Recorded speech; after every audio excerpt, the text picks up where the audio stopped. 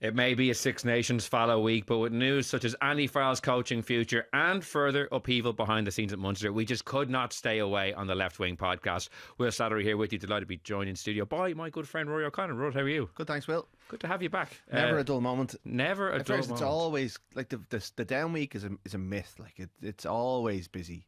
Usually the RFU use this to get a few contracts out. That's interesting they haven't done that this time, but there's always something crops up. Well, someone's contract. Maybe it's not an IRFU, and we'll be discussing it in a moment. But first, the Left Wing is proudly sponsored by Energia.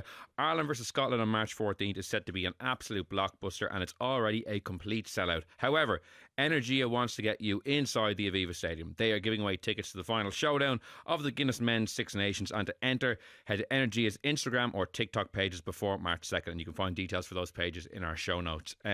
Rudd, the chief reason I wanted to have you in is your story this morning, exclusive. Rudd, the news hound, global news hound, Scott Robertson getting the axe was him a few weeks ago. Now it's Andy Farrell, and the headline reads, IRFU face battle to retain Andy Farrell after the World Cup as Saracens offer a €1.2 million a year deal. You say fears are growing in Irish rugby that he might be tempted to go back to the club where he played as a player. He kind of dipped his toe into coaching rather, and their own Farrell is there now. There's talk that he might end up actually going onto the coaching staff before long, so this might be a nice father-son kind of coaching moment as well. You say in your article that David Humphreys has met meeting this week with Andy Farrell's representatives. Certainly a very eye-catching headline and eye-catching story. Obviously, there was speculation what Andy Farrell might do after this World Cup, so it's no surprise that clubs are queuing up to offer him good contracts because we've seen the job he's done with Ireland. But take us into this now. What's the state of play? Well, I think there's been word going around about Andy Farrell to Saracens for probably more than a month. I think Jim Hamilton floated on his podcast. Rugby Rama had a story, or Midi Olympique had a story on Saturday morning, the morning of the game, saying it was a real possibility. I think Neil Fissler had it on Rugby Pass. So the fact that Andy Farrell's been linked with Saracens is nothing necessarily new. And I've been kind of like, you hear something like that, obviously your antenna goes up and you start looking into it a little bit. And I'd been told that there was something to it, but nothing that I would have gone to print with until yesterday when I started kind of looking into really around the Mike Prendergast stuff and the fact that he's leaving Munster, and just, again, you just start talking to people within the game, and it became clear quite quickly that the Farrell to Saracens thing is definitely a runner. Now, there's nothing in the piece that says it's a done deal. Someone told me it was a done deal, but later I was told by other sources that it was still in the realms of speculation, that he still hasn't made up his mind about what he's doing after the World Cup. And this was always going to come up in the next 6 months. I probably didn't expect it to be a big topic during the Six Nations. I did ask Andy Farrell about his future on the eve of the launch when we got a little time with him in Edinburgh, and he gave a fairly stock answer about how there's 21 months to go until his contract expires, how he's in no rush to make a big decision. And he has spoken around the time of his book about how it will be a family decision. They've been in Ireland. I forgot that until I checked this morning. He'd done a stint with Munster for a few months before he went into the Ireland job in 2016. So he came over initially to coach Munster's defence in January 2016. So he's been in Ireland for a decade now. By the end of the World Cup, it'll be 11 and a half years. Owen is over in England. I think at least one of his daughters lives in England. They have grandkids in England. They're very settled here in Ireland, but their son Gabriel is in school in Blackrock, scored a try for the Junior Cup team with Andy in attendance at Energia Park on Tuesday. If they were going to move home, it probably would be a nice time of his cycle to move home before the senior cycle in school. So there's a couple of ducks kind of lining up in terms of the potential for him to move back to England. Saracens are very strong in their interest for him, as the figure that you quoted or that I had this morning indicates. Is that £1 million a year? It will be, I think so. Mark McCall is leaving at the end of the season, just for context for people. Like, I know he's been there since 2010. Brendan Venter, it was announced, will be taking over for next season. And I remember seeing that at the time, being like, oh, that's funny that he's coming back. It would almost pave the way then in 2027 for a Andy Farrell to come in on a permanent basis. Venter's been this kind of guru. Like, he was the coach when Andy Farrell began. I spoke to him last year about Andy Farrell, or was it maybe in 2023? I can't remember, but I spoke to him about Andy Farrell and Steve Borthwick. It was in the build-up to the Twickenham game, I think, because he had started both of their coaching journeys. He's remained in contact with Saracens, has come and gone at different points, whether as a consultant, and he's going to do this job. And I don't get the impression he's there for a long time. He may end up staying as part of an overall setup that, doing some of the stuff that Farrell doesn't want to do. But if this happens, because I still think that's a massive if. There's still a lot of road to go on this. So Vender's there. Saracens, I think, are on the lookout for a more long-term solution, and obviously the fact that Owen is there, and I think there's a.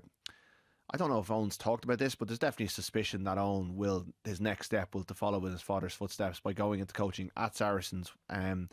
So would there be an attraction? They work together on the Lions. They work together with England. I'd say they both like to work together as coaches, and Andy would like to have a hand in helping Owen become the coach that he can be. So there's an attractive part of it there. There's also an attractive part to staying, and there's a couple of different strands to be pulled in that direction as well, as to, is it the right thing to do for him? Is it the right thing to do from the IRFU? Has he been here long enough in his own mind? Is it hard? Is there a massive rebuild that he doesn't want to do, to go to a third World Cup cycle as a head coach, a fourth as a member of the staff? So there's a load of different balls in the air from both him and the IRFU, because David Humphreys has other contenders who he's weighing up as well. As obviously the finances, I don't see the IRFU matching an offer of that size. So yeah, to give a bit of context, so say €1.2 million a year, how would he be one of the highest paid coaches in the world? Like, how much more is that than what he would be getting paid here, would you reckon? Yeah, we don't know.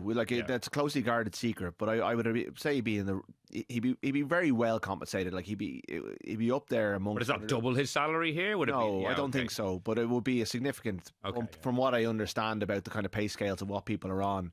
It will make it one of the work, I suppose. You know, if he's every day, like he doesn't coach Ireland every day. Yeah, absolutely, and I think that's a factor as well, because an international job, it's very intense for the windows that you're on, but it's only 12 games a year. They're 12 huge games, and there's a lot of pressure comes with them, and a lot of different moving parts, and obviously you have to keep an eye on the other teams.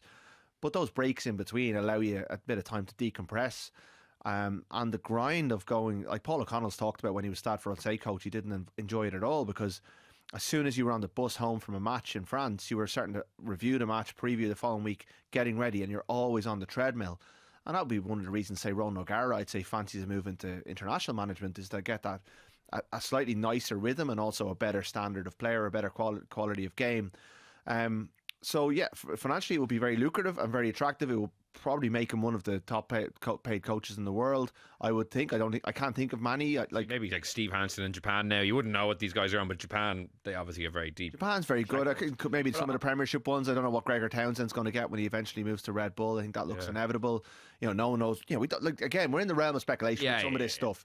But it's funny though, if this story comes out, so what morning is today? Thursday? If this comes out last week, before England, I'd say everyone is thinking, oh, you know, it makes sense for Andy Farrell to leave at the end of the cycle. You know, it's funny how much in a week now, all of a sudden, he's in a much stronger bargaining position if he wanted to stay with the IRFU than he was 7 days ago. Yeah, the England coaching job might be a bit more likely to crop up after what happened last Saturday. So that maybe adds a layer of complexity to it as well. I don't think they'll be. Well, is this World Cup cycle, win or lose?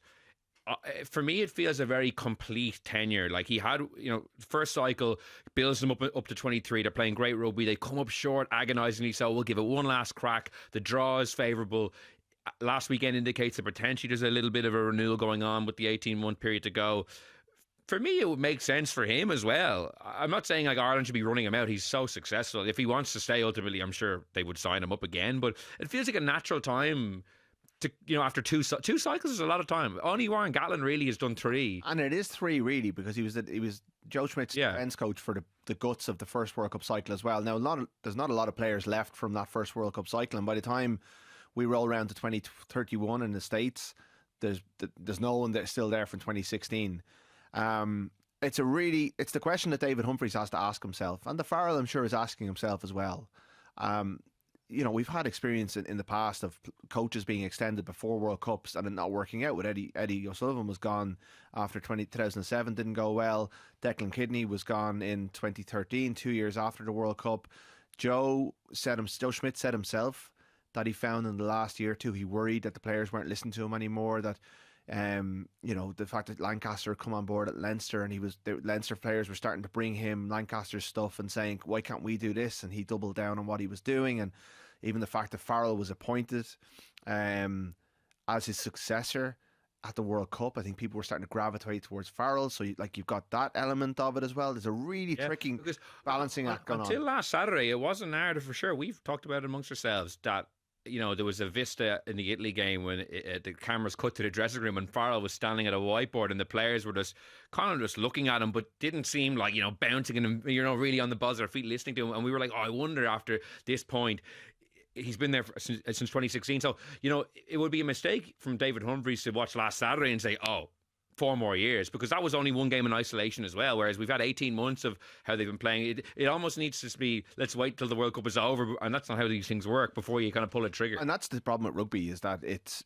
all cycle. It operates in you have to be signed up like a year in advance. We're talking about a contract that expires in November 2027, and what is it, March 2026 now. There's so much water can go under the bridge between now and then. I think you have to also canvass the dressing room and see what the players think, and I think they will be very positive about Andy Farrell, the setup he runs. Even though things haven't been great in the last year, I do think that has to count for something. It's an Andy Farrell decision. There's a very stable, cohesive setup there that's worked for a long time, and it's wobbled in the last year, but it also wobbled around him disappearing off to do this other job. Now, he had the same staff and the same players, but it was a different focus, which he also intends or wants to do in 2029 with the Lions. And I think both the RFU and Saracens and anyone else, because I presume there's other clubs or unions going to get involved in this as well, they're all going to say, unless it's actually New Zealand or Australia, they're going to say, we will allow you to do the Lions as part of this, and that could be a carrot for allowing him to, or for him, in terms of him kind of signing on. I do think the ball is probably in his court. I think the RFU want to keep David him. Humphreys. There's not a world where David Humphreys says, Andy, take the job, we don't want you anymore. It's all up in Andy Farrell's hands. I see it. I suspect that. I know Humphreys is very impressed with Farrell, and he didn't give Andy Farrell the contract extension after the 2023 World Cup. I remember we walked into the room for David Nucifora's post 2023 World Cup briefing, the kind of the day where he sits with the one hand on the World Cup review and tells you what's in it without showing you, and they literally put out the release saying Andy Farrell signed the new 4-year contract as we walked into the room, to completely move us all on. Where had the contract been up to at that point? I asked, it was up to the end of the following season, to the end of the 2024 season. Okay. So we'd gone for one extra year, which kind of made a lot of sense. But anyway, they that was when the Lions was kind of. But I asked Nucifora, did you consult David Humphreys in this decision? And he said no. Even though Humphreys was taken over from Nucifora about 6 months later, Humphreys is very, as far as I'm aware, is very impressed with Farrell. Is very happy with the job that he's doing. Believes that I think the thing is that if Farrell walked and you were then go to the market and go, who is the best fit for this job, he'd be right up at that list. And he's a great. He will be. If he left Ireland, he would be top of France, England's list of potential coaches. Yeah, not necessarily France, but Farrell is, he's one of the best coaches in the world. Ireland already have him. Why would you let him go? Is the way you think. But there is a fear that Gatland aside, no one has been able to reinvent themselves. Yeah. But he is quite a special coach. I think what he's achieved with Ireland is very impressive. For all of Gatland's, he won a Grand Slam in his 12th year as well. I know he came back for the second run and it didn't go well, but in his 12th season, he won a Grand Slam and got to a World Cup semi-final. They lost to South Africa by 3 points. They got closer than England did in the final. So I can see why they would look at that and say, well, it's not undoable to stay for another 4 years. It's just, I don't know. Part of me just thinks. And I'm not saying get rid of Andy Farrell or anything like that, but it feels like 2 World Cup cycles. For me, it's like Rog. It's Rog's time. I get the sense from you. You think Rog is actually maybe an unlikely successor if Farrell was to leave. I think there's going to be a list of good coaches available if Farrell does choose to walk away, and to my mind, Ronan O'Gara is absolutely number 1 on that list and should be the first call that David Humphreys makes, if he hasn't already made that call, because I would presume that David Humphreys is sorry, I would be aware of David Humphreys trying to keep in touch with Irish coaches abroad to see what their movements are, what their plans are, and you would have to be in that role, future proofing for the eventuality that Farrell's going to leave one day. And Ron O'Gara, given what he's achieved as a coach, where he's gone and coached, the things that he's accumulated, and even the fact that he's going through a sticky patch at the moment, that's all experience that he could put into the job. He has to be right up that list. I don't see a world where, whatever personality clashes he might have with people within the current setup, or, the battles he's had over the years with Leinster, I just think that all goes out the window. That, you know, after a World Cup, he could come in and be a really, really interesting from the outside point of view, but also like a top end, high caliber coach who can deliver for Ireland in the manner of Andy Farrell. You know, he's at that level. He's going to get an international job. It's just a matter of whether Ireland, if the stars align almost, and whether the timing is right. Because say if the England job does come up, I think he would be right in the mix for that as well. So there's an alternative universe where he ends up coaching against Ireland rather than with Ireland if Farrell stays on, or if Humphreys decides to go another way, because they also have the option of promoting from within. That's what I was going to say. If it's announced, like it was in November 2018, that Joe Schmidt was stepping down and Andy Farrell was taking over, if it was announced, say, at the end of the Six Nations, Andy Farrell has opted to go to Saracens after the World Cup, but it's full steam ahead until then, and then Simon Easterby is taking over, I don't think Ireland fans, even though he stepped in pretty well in that Six Nations, they won 4-5, which is a good innings, I don't think Irish fans would be thrilled at that prospect. And that's not to say Easterby is not a good coach. He clearly is. I thought he came across very well in those Lions videos behind the scenes. He's clearly a good speaker. Just, you know, Farrell's been there since 2016. Easterby's been there 2 years, you know, on. And before that almost, I just feel like people would be like, I feel like people would be a little bit deflated. And that's probably unfair in Simon Easterby, but that's how I think people would view it. Well, there's also Paul O'Connell, who's the alternative option within the coaching ticket, you know, the other alpha in the setup. An Ireland legend like O'Gara, like Easterby was a great Irish player. He's not in the same bracket as the other two in terms of what he achieved as a player, but I don't think O'Connell would have the same sense of kind of another version of the same thing, or, you know, I just don't think Easterby carries as much weight in public, and that's maybe a shallow way of looking at it. But O'Connell and O'Gara are two of the biggest names in Irish sport, never mind Irish rugby, and you know, if O'Connell was the Ireland coach, I know he's got some criticism for the line-out, but I think on a broader point of view, he'd be a really popular appointment. And maybe him and O'Gara could work together, because they were always very close and had a great relationship as players. And that maybe is the way of O'Gara coming into the boot room element of it and kind of keeping the continuity with the previous setup, which is almost the All Black model, because the All Blacks, you know, Graham Henry, and it broke this time. It worked until it didn't, though. You know? Yeah, so you had you have to know the time when to pivot away from that as well. Yeah, absolutely. Well, Ian Foster wasn't popular, but he still got them to a World Cup final. So yeah, and the players stood by him because they believed in those methods, and they brought someone from the outside with different methods, and it didn't work with Scott Robertson, and now they're in a bit of a quandary. So there's a lot for Humphreys to weigh up. Ultimately, we can say that the Irish system is working. At the same time, Ireland still haven't been past the World Cup quarter-final, and O'Gara has written and spoken extensively about where he sees the failings, and he's been very public about that, and he has, I think he's got very firm ideas and plans as to how he would get past that point. I'll be with you. I think he is I would be looking to bring him in as my number one choice, because I think what he's achieved, his profile, he would energise Irish rugby in a way that Farrell does as well, but in a different way. He's kind of a very different character. People are very familiar with him. I would say he'd probably try and retain some of the people that are there. There might be a freshening up.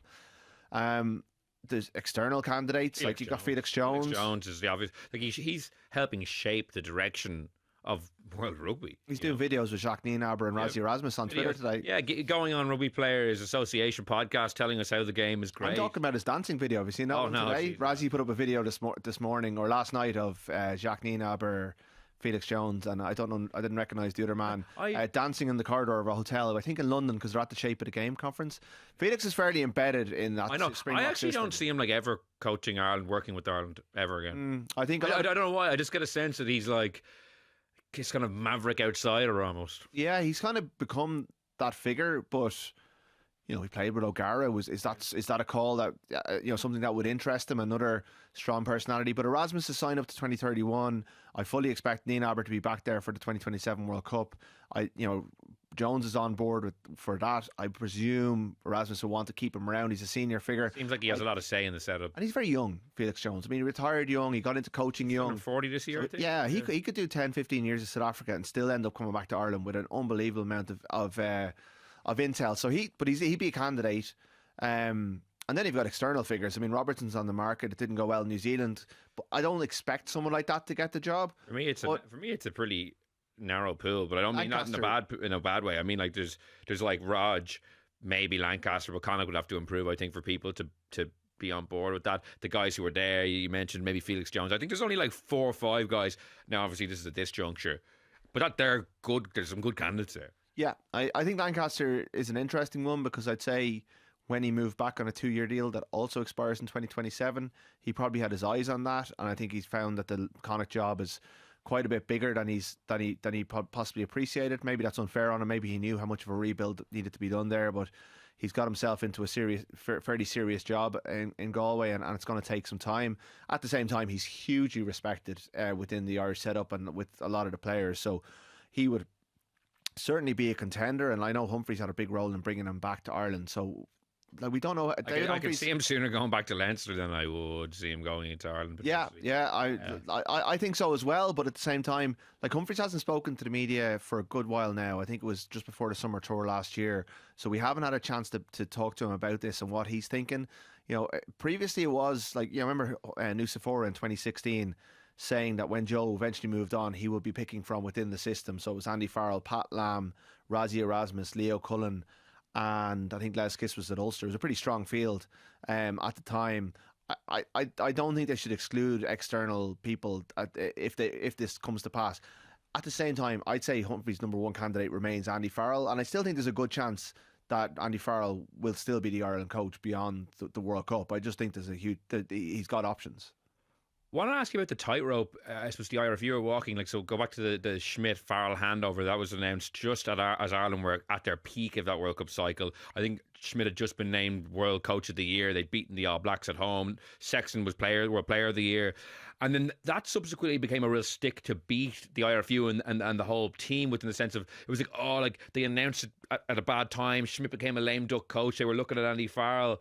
I'm not sure what they could have done because they've had it hanging over them the whole time. I feel like that would have been the reverse. Then people would have been like, "Oh, there's too much uncertainty." So, like, what's the timelines on this? Like, when will this Saracens deal either be accepted or kicked the touch by Farrell? If he accepts it, when is it announced? If he accepts it, when do they decide who's going to replace him? What's your sense of any of that, or is that just unknowable at this stage? It's completely unknowable. It's going to require careful management because the next time you see Andy Farrell, surely you're going to be like, Andy, are you going to be the next Saracens I was coach? going to ask him last Thursday at the team announcement, but unfortunately the RFU came to me at the start of the press conference, and you can't really kick off a press conference by going, Andy, you leave it. Like, it's kind of these things have rhythms. So, they knew you had something in your pocket, and they were like, "That's." Well, it's just it had been floating around the ether. Obviously, it became more firm yesterday, but it had, like, this has been bubbling away for a little while, and I did want to get him on the record about it. Like, he's never going to say anything about it. Like, it's just not his. It's not his style. What he doesn't say as well, though, can be instructive. Yeah, absolutely. So he will have obviously a say in it. There's nothing signed with anyone yet. There's probably a lot of negotiations to go. It's impossible to say at this stage, but it does feel like very far away. Like, to be talking about contracts, this could be just bubbling away as a rumor for quite some time. If he is going to stay, it'd be in the RFU's interest probably to try and nip this in the bud and get this contract signed, make him an offer he can't refuse, and make a big statement announcement. At the same time, I don't see it like Simon Eastby was asked at the press conference today, is this being that classic question, has it been a distraction or destabilising at all? I don't think it's going to affect performances in the here and now, and even until the World Cup. I think Farrell is very good at keeping the players on point and on message. But I did see with my own eyes like the drift towards Farrell at the 2019 World Cup, partly because Farrell was such a big figure. So it was a factor, but the other factor was also what Lancaster was doing with Leinster and the clash of styles. Schmidt clinging on to the way he wanted to play as the players led by Johnny Sexton wanted to push. So there wasn't just the Andy Farrell element to it. There was a lot going on in 2019. It could have a galvanising effect as well. Like, say hypothetically at the end of the Six Nations, Ireland finished with 2 wins, Triple Crown is a feel-good factor, and it's like, he goes into the press room and says, "Guys, I've decided, far off now, in 2027 I'm going to be going back to Saracens." It could have like a last dancey kind of vibes. Like, obviously, as you say, it was very different in 2019 because the successor was there and a huge presence. Like, obviously, if they kind of announced Paul O'Connell, then it would maybe create that kind of dynamic. But if they announced Raj, who's kind of working away somewhere else, it wouldn't be quite as, I suppose, divisive or distracting, maybe. Yeah, I think so. I think that last dance element is going to apply anyway because, presumably they get Gibson Park, Lowe and Aki sign new deals and get to the World Cup. They've got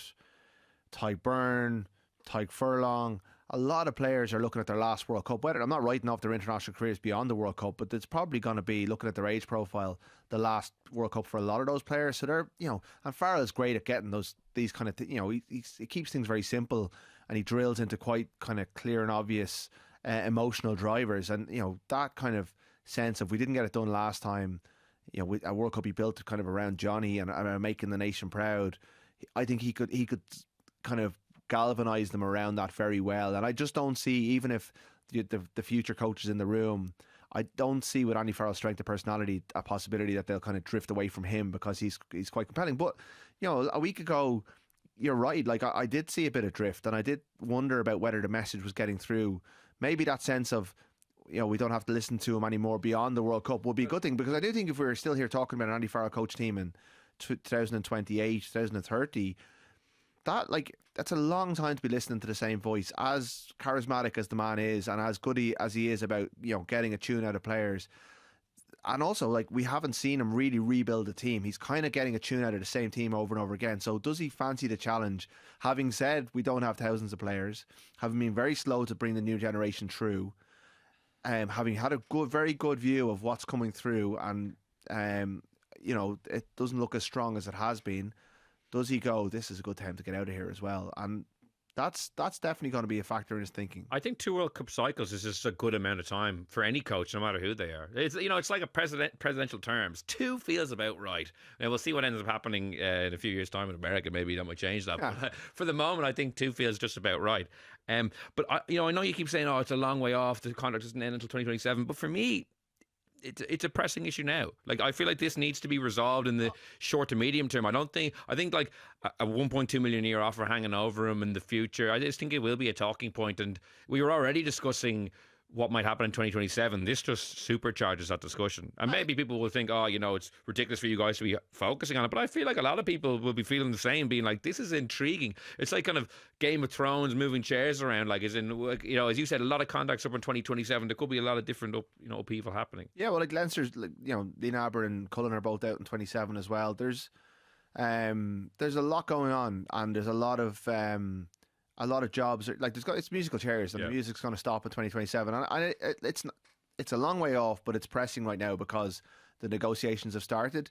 But he could turn Saracens down, and we don't hear about it, and we might only hear about an RFU extension early next year. England could lose their next 2 games, and suddenly the RFU are come calling. Things change in rugby, so it's all quite fluid. It's just that the date we're talking about is a long way away, but the conversations are in the here and now. And people are interested. There's definitely a lot of interest around this, and there's a lot of interest around Andy Farrell as well and what he's going to do. And I'd say even other unions and clubs who weren't thinking that far ahead maybe have been triggered into thinking about it, because they're thinking, God, this guy is available now. Whether he's available or not is up to him, but it's not going to do his market value any harm. Yeah, certainly intriguing. My eyes and ears definitely picked up when I saw your story today. James Lowe out for the Six Nations. It was also confirmed today. Might be back for Leinster potentially in a knockout stages, or are we talking about the rest of the season territory? I don't think that's the season, but Simon Easterby, before it was confirmed, talked about a specialist. Leinster have a sign. Yeah, you don't need a specialist for a grade 1. Yeah, they have, Easter Sunday they're playing Edinburgh in around the 16, and they play a quarter final if they win that a week later.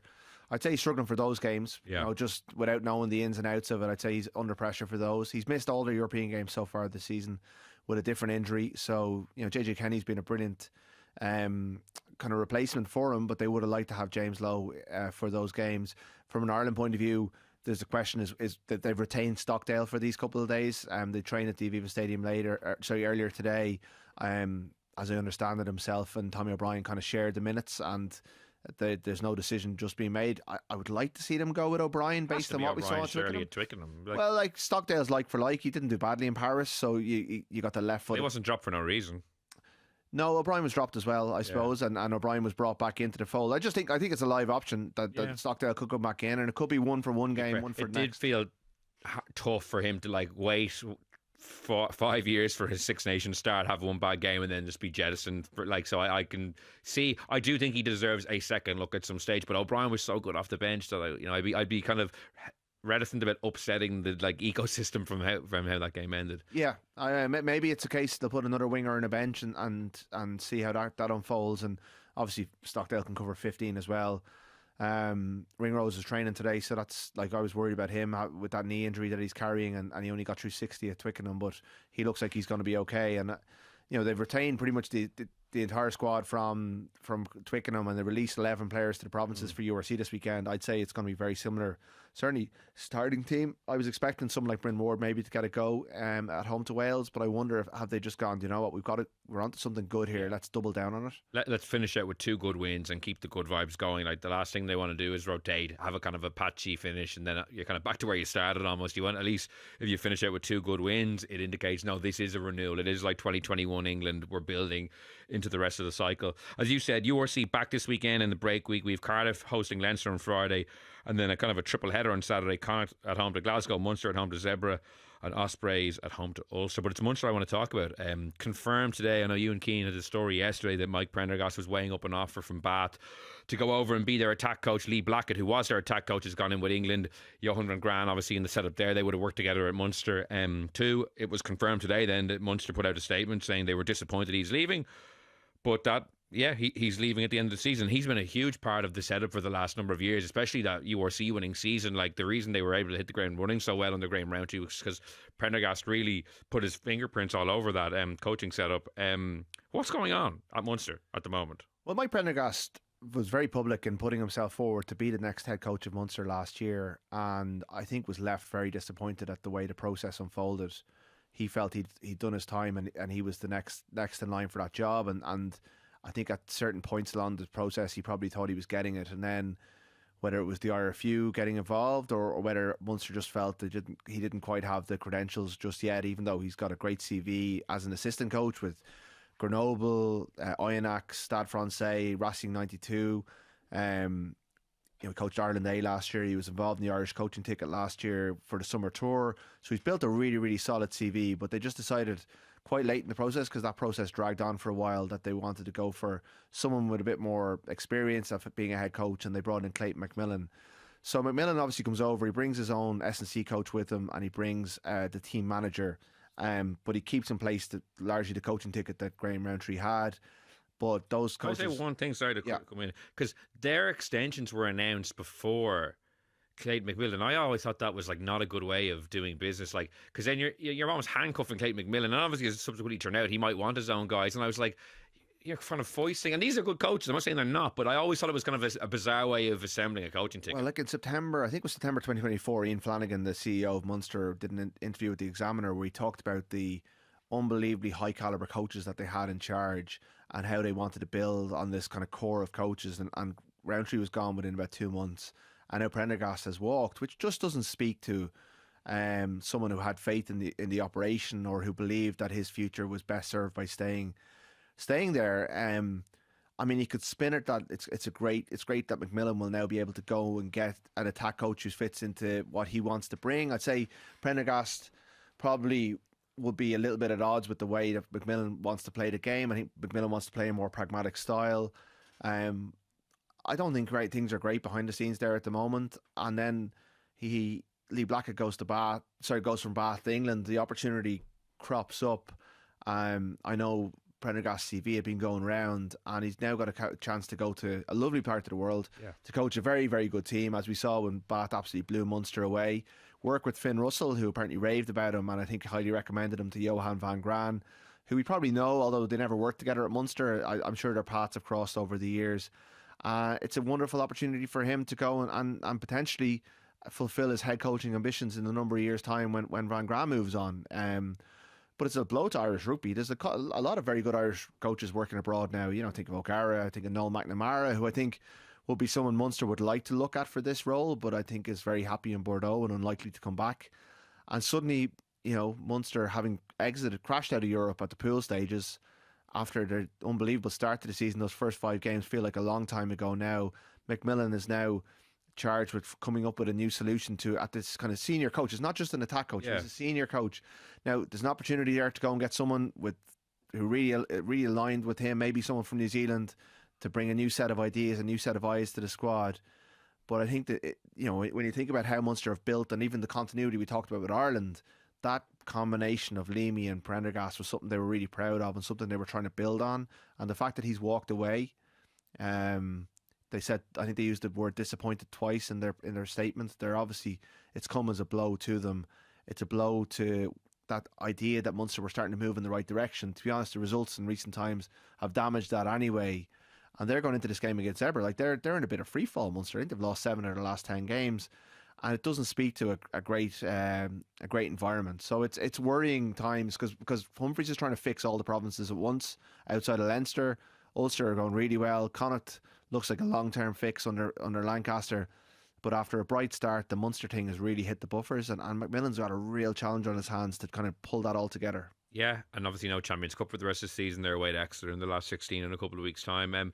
Like Prendergast had outgrown that Munster assistant role. It seemed like, the imprint he had on that URC winning campaign. Think of your own job, whatever you do, whoever's listening to this. Like he went for a senior position, was passed over and asked to basically stay and work under the guy they hired instead of him. If you just take it from that point of view, it might have easily just been like an uncomfortable kind of environment for him to work in. He'd already had a success there. And for me, when I saw the story yesterday and it hadn't been confirmed, then I was like, oh, if I was him, if I'd be him, I'd be taking this job. Like working in Bath, they're only going one way. Like their squad is getting better every year. They're getting more and more like kind of European contenders, it looks like. I think it's a great opportunity for him. If he's not going to be the head coach at Munster, being the senior coach at Bath is 100% a step up than being the senior coach at Munster. Yeah, I haven't seen what title he's been given. I mean, like even it's all titles. Like senior coach is the same position that Jack Nienaber has in Leinster, and Jack Nienaber, to use his own phrase, runs the rugby program at Leinster. But I don't get the sense that Prendergast has the same power at Munster. I think Macmillan is quite clearly the main man. He's still getting to know the whole area and the whole setup there, although he has his feet under the table a while now. I agree with you. I think that was a difficult place for Prendergast to be, having been passed over. This is a human level, Yeah. Like now they gave him a new title, they gave him a new contract, but it's tricky, and he's ambitious. He showed his ambition. He should be applauded for showing his ambition. He got passed over by his own province, and he's gone, okay, well, I've got a good job over here at a club that's really progressive, as you've outlined.